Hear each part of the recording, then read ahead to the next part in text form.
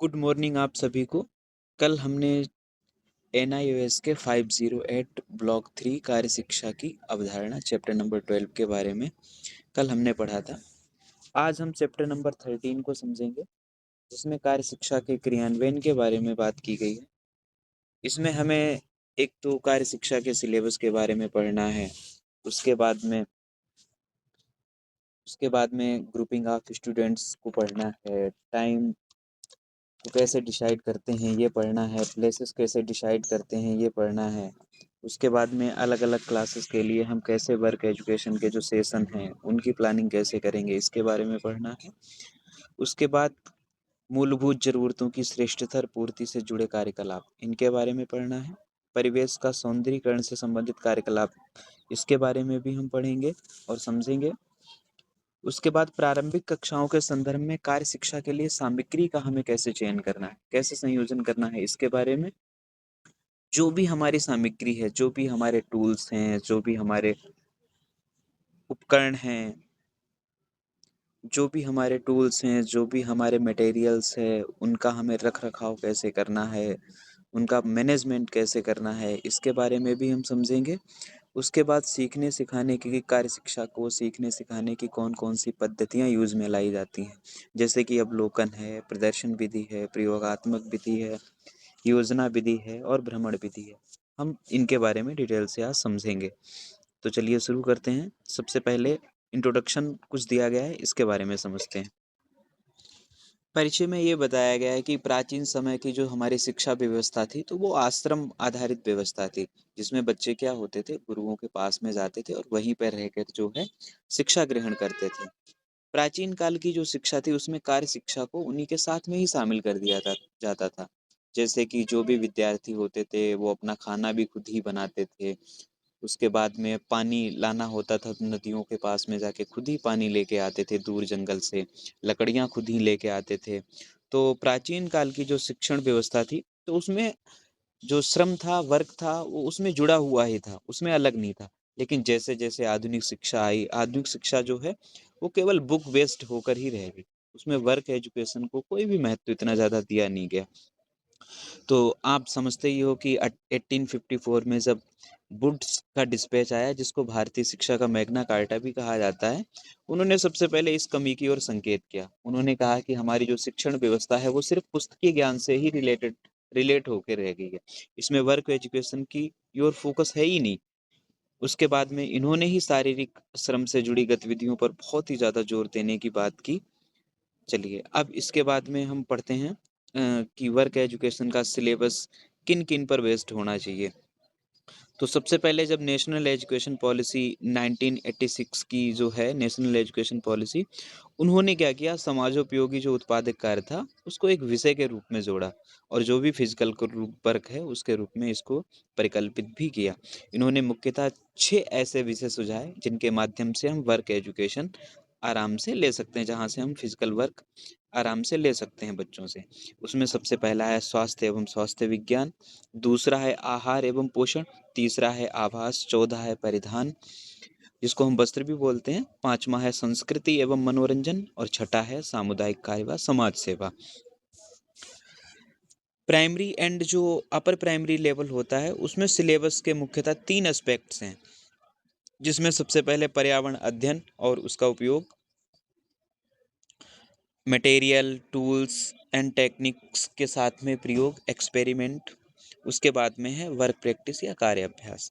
तो इन 3 चीज़ों के माध्यम से ही वर्क एजुकेशन को primary and upper primary level पर शामिल किया गया है। तो सबसे पहले आइए पढ़ते हैं हम पर्यावरण विषयक क्रियाएं। पर्यावरण विषयक क्रियाओं में क्या है, इसके माध्यम से कैसे बच्चे को हम वर्क एजुकेशन दे सकते हैं, इसमें बताया गया है। इसमें सबसे जो पहला पॉइंट है कि बच्चे जब अपने घरों से विद्यालय के लिए निकलते हैं, तो रास्ते में आने वाले जो भी चीज़ें हैं, उन पर बच्चे ध्यान देना सीखने लग जाएं, अवलोकन करने लग जाएं कि कौन कौन से पेड़ पौधे हैं, क्या खंबे हैं, कोई दुकानें हैं, कौन कौन से लोग मिलते हैं। उन सब के साथ जब अवलोकन करेंगे तो उनका जो संबंध है वो इनर सोल के साथ में उनका संबंध हो जाएगा और बच्चे जो हैं सेंसिटिव भी हो जाएंगे। उसके बाद दूसरे पॉइंट्स में बताया गया है कि पर्यावरण स्वच्छता के कार्यक्रम में बच्चे हाथ बटाएं, जैसे कि आस पड़ोस अगर कोई साफ सफाई के कोई अभियान चल रहे हैं तो उसमें काम करें बच्चे। कोई भी कचरा वगैरह है वो सब डस्टबिनों में डालें। इससे भी क्या होगा, बच्चों में वर्क एजुकेशन अपने वर्क जो है, वर्क की महत्ता अपने आप ही बच्चों में बढ़ जाएगी। उसके बाद घर के आसपास कोई घरों में कोई काम हो रहा है, जैसे कि मान के चलो किसी के घर में कोई नाई की किसी कोई बच्चा जो है नाई किसी बच्चे के घर में नाई की दुकान है, किसी बच्चे के घर में दर्जी की दुकान है, यानी उनके पीढ़ियों से ही ये कार्य अगर चलते हुए चले आ रहे हैं, तो बच्चे भी उन कामों में धीरे धीरे हाथ बटाने लग जाएं। कुम्हारों में देखा भी होगा, छोटे छोटे बच्चे जो हैं बर्तन बना लेते हैं। किसी के घर में अगर दर्जी की दुकान है तो छोटे छोटे बच्चे भी सिलाई का काम जो है सीख जाते हैं। रंगाई पुताई का काम अगर घरों में हो रहा है तो बच्चे भी धीरे धीरे वो काम सीख जाते हैं। तो इन कामों के माध्यम से भी क्या है, उनके अंदर श्रम की महत्ता आ जाएगी। बच्चे अपने दैनिक क्रियाकलापों को खुद ही कर पाएं, जैसे कि अपने बूट पॉलिश कर पाएं, अपने कपड़े धुल पाएं, अपने अगर कोई बटन टूट गया है शर्ट का वो सिल लें, बस्ते की साफ सफाई कर लें। तो ये सब काम बच्चे जब करेंगे खुद ही, तो धीरे धीरे उनके अंदर श्रम का महत्व तो आने लग जाएगा। उसके बाद में 5वें पॉइंट में कहा गया है खेतों एवं फसलों का अवलोकन। जब बच्चे खेतों पर जाएं तब खेतों को देखें, फसलों को देखें, वहाँ पे खरपतवार है उसको निकालना सीख जाएं, खाद के बारे में जानना सीख जाएं, उनकी देखभाल करना सीख जाएं। इससे भी क्या होगा, बच्चों में वर्क एजुकेशन जो है धीरे धीरे शामिल हो जाएगी। उसके बाद में डाकघर है, कोई रेलवे स्टेशन है, हॉस्पिटल है, गौशाला है, उनके आसपास जो भी सामुदायिक जगह हैं, उनमें कौन कौन सी प्रोसेस चल रही हैं उसका भी ऑब्जर्वेशन बच्चे खुद ही करने लगे। उसके बाद कोई भी कल्चरल अगर कोई भी स्पिरिचुअल पर्व हैं तो उन पे जो भी कार्यक्रम किए जाते हैं तो उनमें भी बच्चे जो हैं भागीदारी लें। जैसे कि मेरे गांव में ही महाशिवरात्रि पे एक बहुत ही बड़ा कल्चरल फंक्शन होता है, तो उसमें बच्चों को जिम्मेदारियां दे दी जाती हैं कि कौन से बच्चे दूध का निर्माण करेंगे, कौन से बच्चे जो हैं शाम को हमारे यहाँ पे जो है एक प्रोजेक्टर की भी व्यवस्था होती है ताकि रात्रि जागरण आसानी से हो। तो बच्चे उसकी भी व्यवस्था करते हैं, डीजे की भी व्यवस्था करते हैं, कुछ कल्चरल प्रोग्राम्स होते हैं उनके लिए भी लड़के व्यवस्था करते हैं। तो इन क्रियाकलापों में बच्चे जब खुद ही इन्वॉल्व होंगे तो धीरे धीरे उनमें जो है काम करने की आदतों का विकास होने लगेगा। इसके बाद क्या है कि बच्चे जो हैं सामग्री, औजारों तथा प्रविधियों से प्रयोग, experiment with tools, materials and techniques. इसमें क्या है कि हमें बच्चों को जितनी भी छोटी छोटी गतिविधियां हैं उन सबसे हमें परिचित कराना है। जैसे कि खेलने की जो भी विविध सामग्रियां होती हैं बच्चे उनसे परिचित हो जाएं। जो दैनिक कार्यों में काम में आने वाली चीजें, कैंची है, सुई है, कपड़े की पुरानी कर्तनें हैं, अथवा काम की कोई वस्तुएं हैं, पुराने अखबार हैं, मिट्टी है, पुराने कागज हैं जिनसे हम काम की वस्तुएं बना सकते हैं, तो उनसे भी हमें बच्चों को परिचित कराना है। बहुत सारे रसोई के उपकरण होते हैं, गैस सिलेंडर्स है, लाइटर है, बहुत से बर्तन हैं, उन सभी को बच्चे जानने लग जाएं और उनका प्रयोग करना सीख जाएं। कपड़े धुलने की सामग्री से भी बच्चों का परिचय हो जाए, ब्रश क्या होता है, साबुन क्या होता है, डिटर्जेंट क्या होता है, उनका प्रयोग कैसे करना है, ये सब बच्चे जो हैं सीख जाएं धीरे धीरे। पुष्प सज्जा है, गुलदस्ते है आदि बच्चे बनाना सीख जाएं। बहुत सी धातुएं होती हैं उनका क्या प्रयोग होता है, जैसे कि मैग्नीशियम धातु का क्या प्रयोग है, सोडियम का क्या प्रयोग है, ये भी सब बच्चे धीरे धीरे उनको हमें ये सिखाना है या बच्चे खुद ही सीख जाएं। ड्राइंग की सामग्री से पहचान है, उसके बाद में ड्राइंग की सामग्री से जब परिचित हो जाएं, ब्रश है, कलर हैं, पेंसिल्स हैं, वाटर कलर हैं, तो उसके बाद बच्चे खुद ही धीरे धीरे ड्राइंग बनाना भी बच्चे सीख जाएंगे। उसके बाद में है कार्य अभ्यास। कार्य अभ्यास से तात्पर्य क्या है कि स्वयं कार्य करके अनुभव लेना या काम को सीखना। तो देखो कोई भी एक बार में जब कोई बच्चा कार्य करता है तो वो निपुण नहीं हो पाता। कहा भी गया है, करत करत अभ्यास के जड़मत होत सुजान।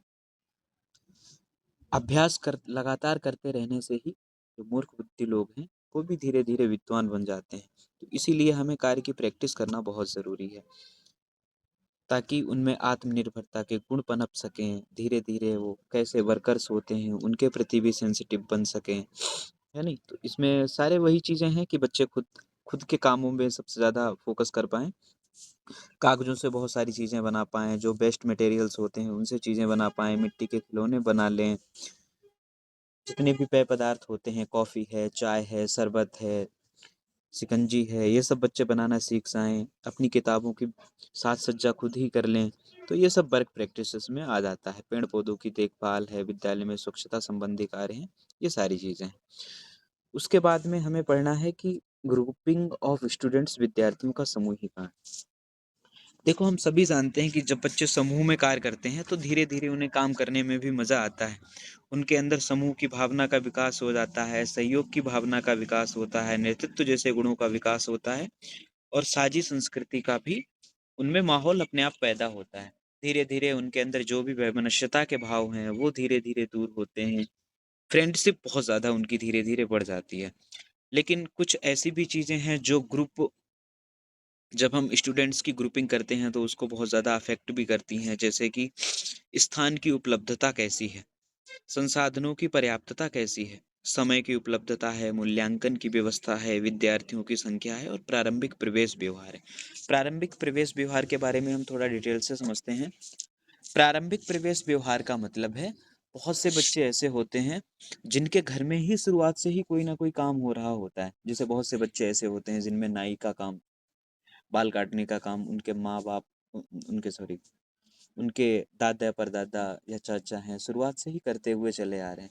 बहुत से बच्चे ऐसे होते हैं जिनके घरों में सिलाइयाँ भी बचपन से सिलाइयाँ भी होती हुई चली आ रही।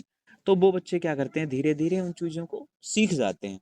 तो जब भी हम ग्रुप बनाएँगे तो ऐसा ना हो कि जो जिनमें प्रारंभिक प्रवेश व्यवहार पहले से ही हैं, यानी प्रारंभिक गुण पहले से ही हैं, वो सारे बच्चे एक ग्रुप में हो जाएँ और जिनको बिल्कुल भी शून्य नॉलेज है या बिल्कुल थोड़ा-थोड़ा नॉलेज है, वो बच्चे एक ग्रुप में हो जाएँ। तो जब भी हम ग्रुपिंग बनाएँगे बच्चों की, तो हमें क्या करना है, मिक्स करके ग्रुपिंग बनानी है ताकि बच्चे एक दूसरे से बहुत ज़्यादा सीख सकें। ठीक है? तो इसमें इतना ही है। उसके बाद में क्या है उसके बाद में है समय निर्धारण,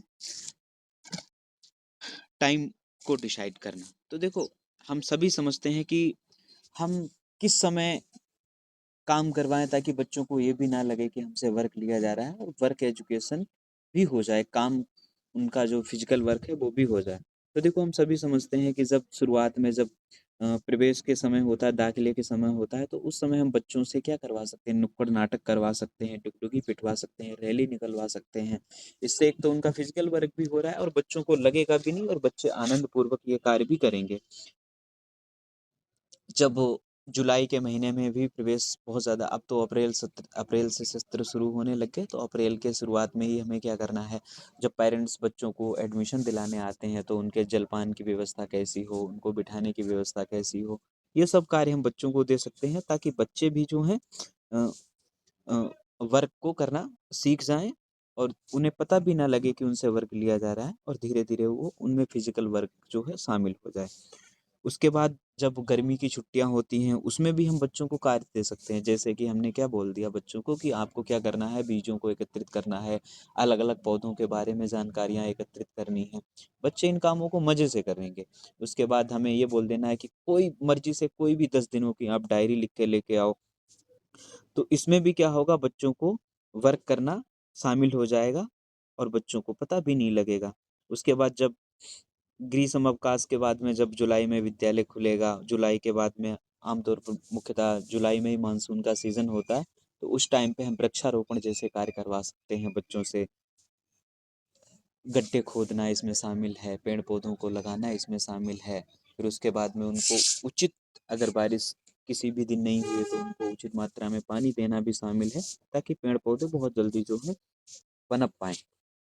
तो इनके माध्यम से भी हम बच्चों में वर्क को बढ़ावा दे सकते हैं। उसके बाद आपको ये भी पता है कि जब अगस्त का महीना आता है, उसी अगस्त के महीने में, सावन के महीने में रक्षाबंधन का भी त्योहार होता है। स्वतंत्रता दिवस भी मनाया जाता है। स्वतंत्रता दिवस पे हमें क्या करना है, बच्चों को स्वतंत्रता दिवस पे बच्चे झंडे बनाना सीख जाएँ, छोटे-छोटे पोस्टर बनाना सीखें, ऐसे कार्य हमें उनसे करवाने हैं।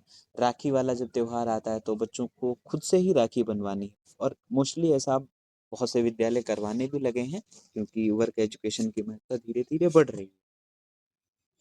उसके बाद में है स्थान का निर्धारण, प्लेस को डिसाइड करना। प्लेस को डिसाइड करते समय हमें सबसे ज़्यादा फ़ोकस इस पे रखना है कि प्लेस हमारे विद्यालय ना हो। अगर बाहरी कोई स्थानीय बस्तियाँ होंगी, बाहर के कोई प्लेसेस होंगे, तो बच्चों को बाहर घूमने में बहुत ज़्यादा मज़े आते हैं। तो इसीलिए हम प्लेसेस क्या करते हैं, सब मोस्टली बाहर के ही प्लेसेस को चूज़ करते हैं। जैसे कोई सार्वजनिक जगह हो गई, सार्वजनिक नल हो गए, कोई बहुत से एससी के बच्चे, एसटी के बच्चे जो बहुत ज़्यादा गरीब हैं, उनकी कोई बस्तियाँ हो गई, उनकी बस्तियों का भ्रमण हो गया। उसके बाद में कोई मोची का कार्यस्थल है, जहाँ पे मोची की दुकानें हैं, वहाँ पे नाई की दुकानें हैं, वहाँ पे कुम्हार जहाँ पे बर्तन बनाते हैं मिट्टी के, वहाँ पे हमें लेके जाना है बच्चों को। बहुत से डाकघर हैं, बैंक हैं, राशन की दुकानें हैं, फल संरक्षण केंद्र हैं, सामुदायिक केंद्र हैं, बस्ती विकास केंद्र हैं, प्रौढ़ एवं अनौपचारिक शिक्षा के केंद्र हैं, पार्क हैं, बगीचे हैं, खेत हैं, खलिहान हैं, बाजार हैं, साप्ताहिक बाजारें हैं। ये सब स्थान जो है प्रयोग में ला सकते हैं। लेकिन हमें इन स्थानों को प्रयोग में लाते समय कुछ बातों का बहुत ही ज़्यादा फोकस हमें रखना है। एक तो जिस भी कार्यस्थल पर हम बच्चों को लेके जा रहे हैं उसकी दूरी विद्यालय से बहुत ज़्यादा ना हो।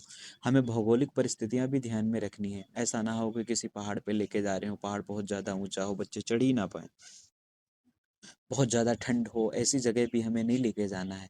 ऐसी जगह भी नहीं लेके जाना है बीच में नदी पड़ रही है, बच्चे नदी में जा रहे हैं, पता चला डूब के कोई डूब जाए बच्चा, है नहीं? तो हमें सुरक्षा की भी बहुत ज़्यादा ज़िम्मेदारी रखनी है। बच्चों की संख्या पे बहुत ज़्यादा फ़ोकस करना है। हमें इतने ही बच्चे लेके जाने हैं जितने कि आपके नियंत्रण में बच्चे रह सकें। ऐसा ना हो कि बहुत ज़्यादा बच्चे लेके जाएँ, कुछ बच्चे इधर-उधर घूमने चले जाएँ, तो हम उन पे ध्यान ना दे पाएँ। तो जब भी हम बच्चों को ले जाएँ, तो बच्चों की संख्या पर भी हमें विशेष फ़ोकस करना है। अब अलग-अलग क्लासेस के लिए हम कैसे जो है सेशन प्लान कर सकते हैं वर्क एजुकेशन के, इस पर भी हम आते हैं। हमें जब भी अलग-अलग स्तरों पे वर्क एजुकेशन के सेशन प्लान करें तो हम जो मुख्यतः फोकस करना है वो इन चीज़ों पे करना है कि हमें ऐसी चीज़ें तैयार करनी है ताकि बच्चे खुद को एक्सप्रेस कर पाएँ। उन एक्सपीरियंसेस पे बहुत ज़्यादा फोकस हमें करना है। बच्चों में अवलोकन शक्ति बहुत ज़्यादा बढ़े, अवलोकन शक्ति के माध्यम से जो उनकी रुचि है, इंटरेस्ट है, वो भी बढ़े। अपने दिन प्रतिदिन के कामों को कर पाएँ, प्राकृतिक संसाधनों के संरक्षण के प्रति जागरूक हो जाएँ बच्चे, दिन प्रतिदिन के कामों को अच्छे से कर पाएँ। तो यही सब पॉइंट्स हैं इसमें, इनके बारे में हम पहले भी पढ़ चुके हैं। अब है मूलभूत ज़रूरतों की श्रेष्ठतर पूर्ति से जुड़े कार्यकलाप, जैसे स्वच्छता एवं स्वास्थ्य।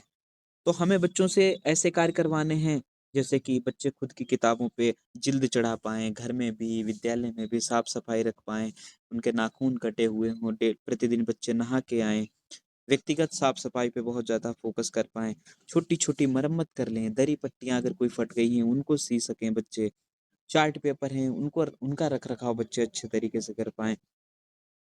भोजन एवं कृषि, दूसरा पॉइंट है, इसमें क्या है अ, बच्चों को खेतों पे जब हम लेके जाएँ तो बच्चे खेतों पे जाएँ, वहाँ फसलों को अच्छी तरीके से देखें, उनका अवलोकन करें, क्यारियाँ तैयार कर पाएँ, अच्छे बीजों का चुनाव कर पाएँ, कंपोस्ट खाद खुद बच्चे तैयार कर लें। जो भी फसलें हैं उनका रख-रखाव बच्चे कर पाएँ, चाय, कॉफ़ी, जलजीरा है, पेय पदार्थ इनको बनाना बच्चे सीख जाएँ, शरबत बनाना सीख जाएँ, अचार बनाना सीख जाएँ। तो इन छोटे-छोटे हम कार्यों के माध्यम से भी बच्चों में वर्क एजुकेशन को बढ़ावा दे सकते हैं।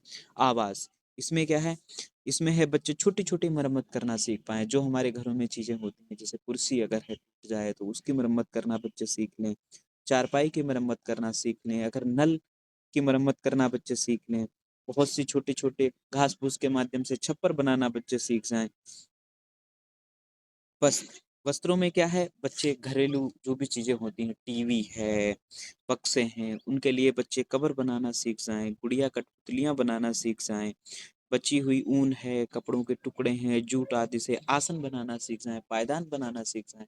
हमारे घरों में आपने अक्सर देखा होगा जो भी कपड़े बेकार होते हैं उनको इकट्ठा करके तकियाँ बनाई जाती हैं, बहुत से हमारे घरों में बिस्तर भी बनाए जाते हैं। तो ये सब चीज़ें जो हैं, इन सब चीज़ों के माध्यम से भी बच्चों में हम वर्क एजुकेशन को बढ़ावा दे सकते हैं। अब उसके बाद में एक पॉइंट्स है परिवेश के सौंदर्यीकरण से संबंधित क्रियाकलाप। तो हमें सौंदर्यीकरण भी करवाना है परिवेश का और इसके माध्यम से बच्चों में वर्क एजुकेशन को बढ़ावा भी देना है। तो जैसे उपयोगी वस्तुएँ हैं बनाना। आपने देखा होगा बहुत सारे वेस्टेज सामान होते हैं, जैसे कि घर में पॉलीथीन वगैरह जो घरों में खाद वगैरह लगती है, तो उसकी पॉलीथीन वगैरह होती हैं, तो उनके माध्यम से बच्चे पंखे बनाना सीख पाएँ। जो कपड़ों के कर्तन होती हैं, उनकी किनारी पे लगाना बच्चे सीख जाएँ। पिन के होल्डर बनाना सीख जाएँ, मुखौटे बना लें बच्चे। विद्यालय में बोर्ड के लिए सामग्री तैयार कर लें, मिट्टी के बर्तनों को सजा लें, मिट्टी से खिलौने बना लें। तो ये सारी चीज़ें क्ले के माध्यम से भी हमारे स्कूलों में देखा होगा, बहुत सारी चीज़ें बच्चों से बनवाई जाती हैं। तो ऐसी बहुत सारी उपयोगी वस्तुएं बच्चे तैयार कर लें।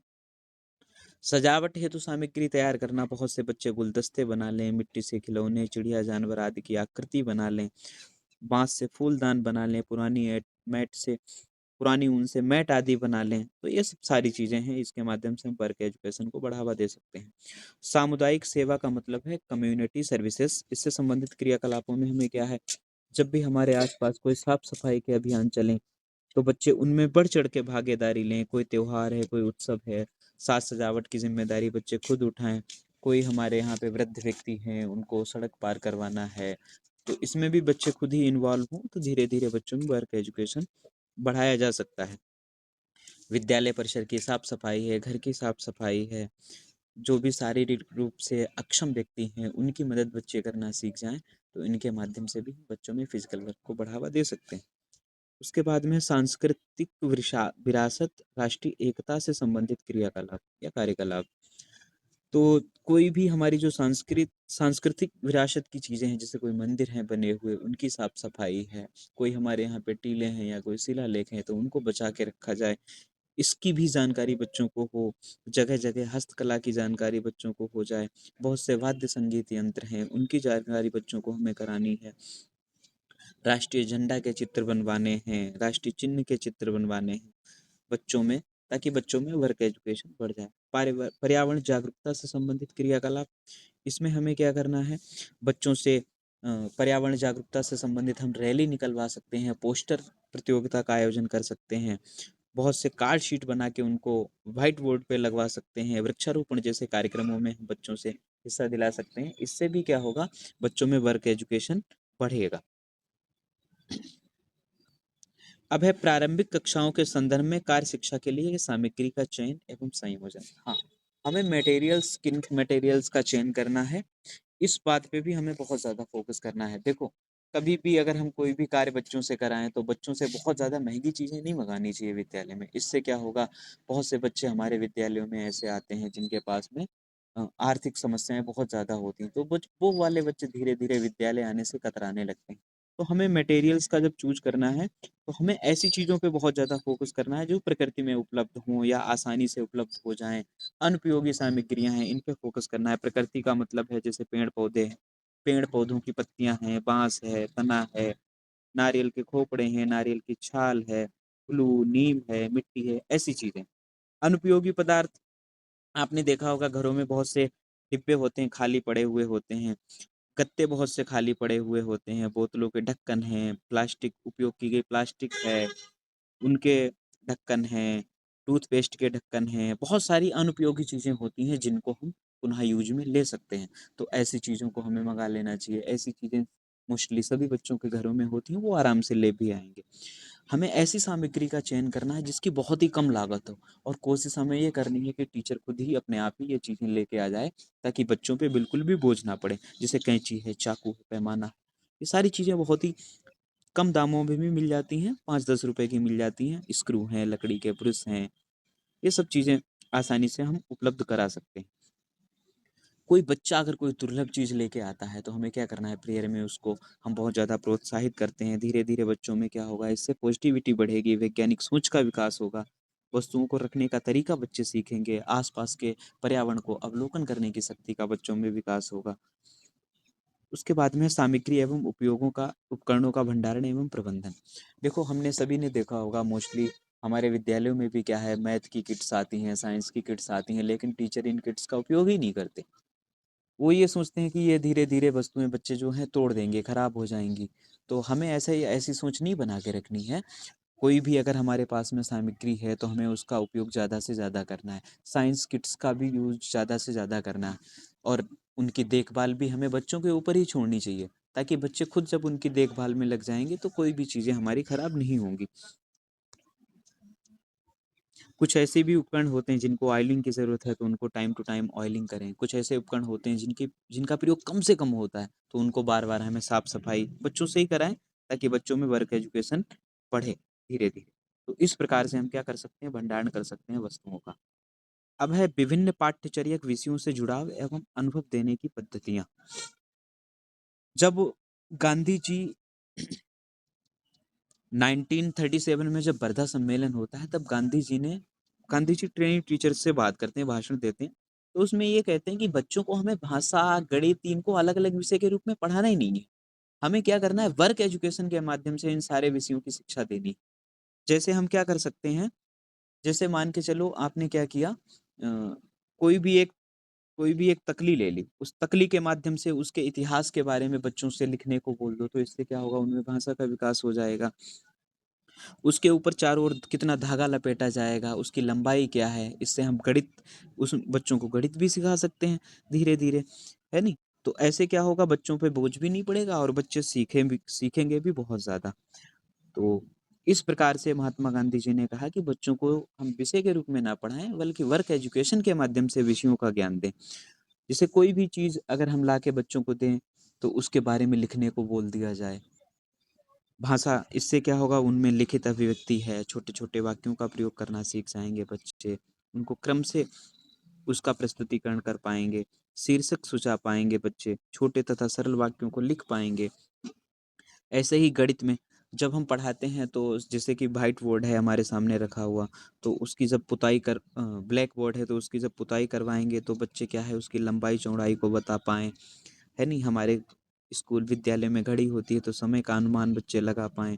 इससे क्या होगा, बच्चों में गणित का विकास हम करवा सकते हैं। माप लेने का कौशल उसमें विकसित करवा सकते हैं, ज्यामितीय आकृतियों की पहचान हम करा सकते हैं। फिर उसके बाद में पर्यावरण अध्ययन, सामाजिक ज्ञान एवं इतिहास। वर्क एजुकेशन के माध्यम से ही बच्चों को पर्यावरण का ज्ञान देना चाहिए। खेतों पे लेके जाओ बच्चों को, फसलों का ज्ञान करवाओ, उन्हें भ्रमण विधि के माध्यम से उनके, ताकि वो वास्तविकता से परिचित हों बच्चे। इस प्रकार से हम क्या कर सकते हैं, बच्चों में जुड़ाव, पर्यावरण से जुड़ाव हम बच्चों में स्थापित कर सकते हैं। उसके बाद है कार्य शिक्षा संबंधी गतिविधियों के लिए सीखने सिखाने की पद्धतियाँ। कौन कौन सी पद्धतियाँ हैं? तो सबसे पहली है इसमें अवलोकन या निरीक्षण विधि। हमें क्या करना है, कोई भी बच्चा जो है, जब हम शुरुआत से ही समझते हैं, बच्चे जो हैं खोजी प्रवृत्ति के होते हैं, उनके अंदर जिज्ञासाएं बहुत होती हैं, हर चीज के बारे में जानना चाहते हैं बच्चे। तो हमें क्या करना है, बच्चों को बाहर खुद लेके जाएं और उनको उनको बोलें कि अवलोकन करने के लिए, हम बच्चे जब विद्यालय आते हैं घर से, तो हम उनके आसपास जो भी चीजें हैं उनके अवलोकन करने के लिए बोल सकते हैं, ताकि उनमें अवलोकन का जो है, अवलोकन अवलोकन करने की शक्ति का विकास हो जाए। सामाजिक परिवेश में क्या क्या हो रहा है, कितनी आर्थिक प्रक्रियाएं हैं, कार्यस्थल हैं, उनका भी अवलोकन करने के लिए बोल सकते हैं। इससे बच्चे जो हैं प्रत्येक जो है घटना के बारे में जान पाएं। उसके बाद में है प्रदर्शन विधि, या इसको बोलते हैं डिमॉन्स्ट्रेशन। इसके बारे में देखो, हम सभी समझते हैं कि जो कुछ भी करता हुआ बच्चे देखते हैं, वो सब करने का प्रयास करते हैं बच्चे। ये जो विधि है, डिमॉन्स्ट्रेशन विधि, ये सामान्य से विशिष्ट की ओर है, शिक्षण सूत्र पे आधारित है। सामान्य से विशिष्ट का मतलब है, सबसे पहले हमें क्या करना है, एक क्रिया विशेष के माध्यम से हमें विद्यार्थियों के सामने प्रस्तुत करना और धीरे धीरे उदाहरण देने, उसके बाद में ही नियम की जो है सत्यता हो पाती है। तो इसको बोलते हैं हम सामान्य से विशिष्ट की ओर। इसमें हमें क्या करना है, मान के चलो क्लास 6 के बच्चे हैं, उनको हम पढ़ा रहे हैं चुंबकत्व वाला पाठ। तो चुंबकत्व वाले पाठ में हमें बताना है कि जो सेम पोल होते हैं और जो डिफरेंट पोल होते हैं, उनमें आकर्षण होता है, अट्रैक्शन होता है, डिस्ट्रैक्शन होता है। अगर ये बताना है बच्चों को, तो सबसे पहले हम क्या करेंगे, उनके लिए नियम बता देंगे, नियमों के साथ साथ में हम क्या करेंगे, उदाहरण भी प्रस्तुत करते जाएंगे, उनको क्षण चुंबक के माध्यम से दिखाते भी जाएंगे। उसके बाद में क्या है, कार्य प्रक्रिया से जुड़े नियमों के अंदर संबंध निरूपण। क्या क्या संबंध हैं, ऐसा क्यों होता है कि चुंबकीय रेखाएं जब एक दूसरे को काटती हैं, चुंबकीय रेखाएं एक दूसरे यन से निकलने वाली और यस से निकलने वाली चुंबकीय रेखाएं आपस में मिलती हुई प्रतीत होती हैं, इसीलिए इनमें। इसके बाद जो विधि है, वो है प्रयोगात्मक विधि। प्रयोगात्मक विधि में क्या है, बच्चे जो हैं स्वयं करके सीखते हैं। जब बच्चे प्रयोग करते हैं, जब खुद ही काम करते हैं, तो बच्चों की जितनी भी ज्ञानेंद्रियां हैं, जितनी भी कर्मेंद्रियां हैं, सब सक्रिय होती हैं। इससे बच्चों में क्या है, जो भी ज्ञान प्राप्त होता है वो स्थायी होता है।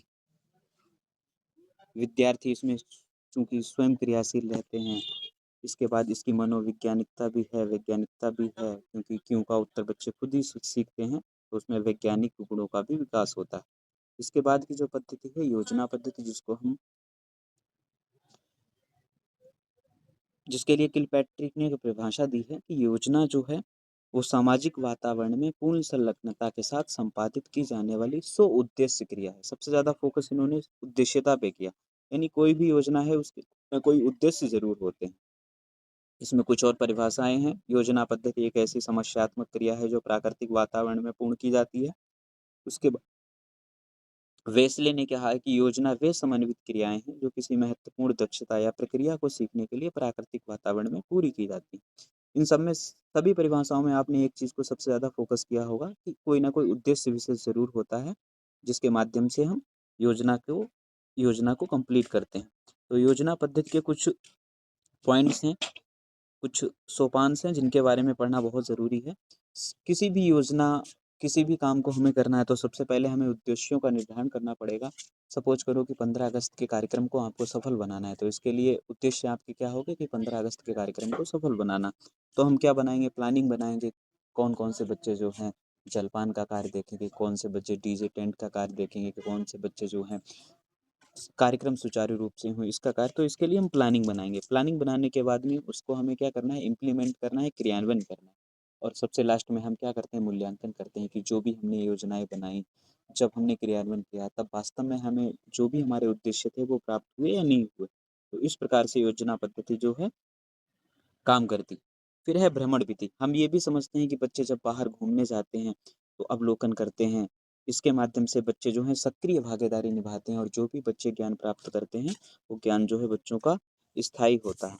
भ्रमण के दौरान बच्चे समूह में भी कार्य करते हैं, इससे समूह में भी कार्य करने का अवसर बच्चों को प्राप्त होता है। तो इस प्रकार से चैप्टर नंबर 13 यहीं पे कंप्लीट होता है। इसके बाद चैप्टर नंबर जो भी 14 है इसके बारे में हम कल से पढ़ेंगे, कार्य शिक्षा में कौशलों का विकास। Thank you.